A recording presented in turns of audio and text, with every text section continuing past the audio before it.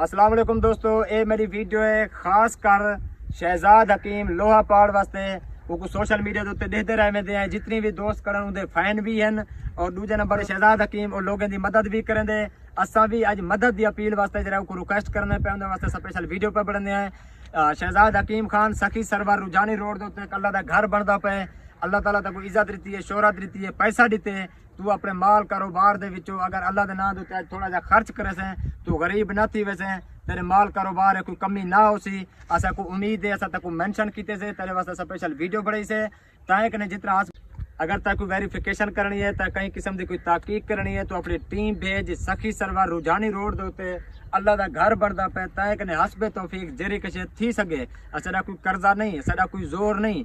अल्लाह पाक जेरी तकू तौफीक देवे जितना तेरी हस्ती है तू जरूर ही अल्लाह दे घर दे तू जरूर अपना कोई ना कोई हिस्सा रले से।